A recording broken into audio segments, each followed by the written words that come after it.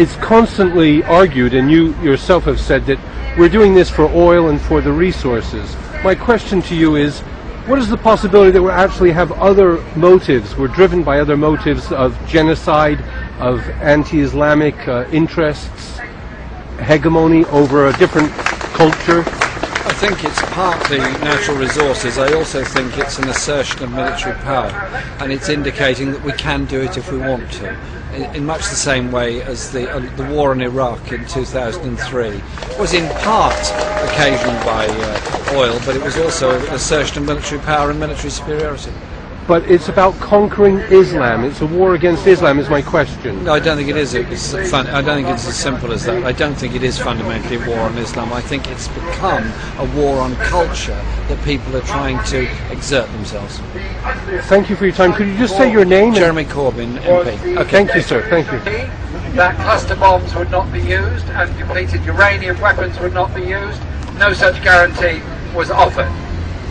Depleted uranium was used in the Gulf War in 1991. Look at the levels of cancer in southern Iraq now. Depleted uranium weapons, when they're followed by a fire and a firestorm, end up with very, very dangerous fallout. That is the legacy we're going to leave to the people of Libya. And it seems to me that this invasion, and it is an invasion in reality, is really all about oil, it's all about control, and it's all about a message to the rest of the world and the rest of the region that we can do it if we want to. I fear that we will be involved in a ground war in some way or the other. We'll possibly be involved in the partition of Libya. We'll certainly be involved in a great deal of theft of Libyan oil and Libyan resources.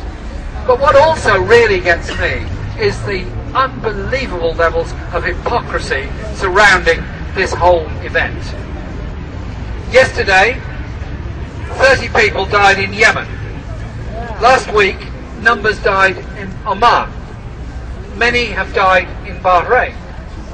Saudi Arabian forces are occupying Bahrain at the present time. The Arab League apparently supported the no-fly zone over Libya. Tell me which leader of the Arab League is not under pressure for people wanting human rights, decency, democracy and accountability in their own country. Who exactly are the leaders of the Arab League to say anything other than they're scared of their own existence, their own future and their own lives? I was in Tunisia and I talked to the young people there on the streets who bravely managed to get rid of their president, hopefully to bring about a better and different future for Tunisia. But the forces of Securitate are fighting back. They want to retain their power. No wonder those people supported what the West is doing in Libya at the present time. Multiply that all across the region. I tell you, you reap what you sow. We have been supplying arms to Bahrain, to Saudi Arabia, to Oman, to Yemen, every single country in the region.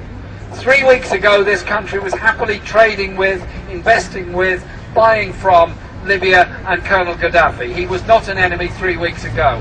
It's all happened remarkably quickly and with remarkable levels of hypocrisy.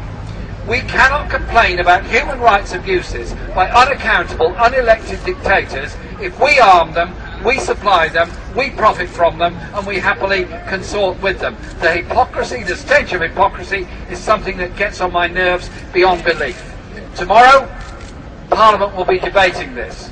We've tabled what we consider to be a very reasoned amendment, pointing out a number of the things that I've just said. But above all, the West's hypocrisy surrounding human rights in Libya and in the whole region. That's why this is not a solution. It's not the right thing to do. It's not the right way forward.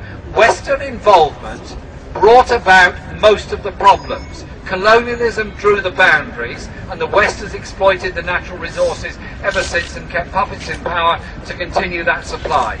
We say, support the peoples of the entire region who are rising up against autocracy and unemployment in equal measure, rising up with a thirst for a pan-Arab unity that doesn't have an agenda written in London, Paris, Washington or anywhere else in the world. It's written by the peoples of that region. That's why I'm against Western involvement. That's why I'm against the hypocrisy. That's why I'm so pleased there's a goodly number of us here today to stand up and say just that. Thank you very much.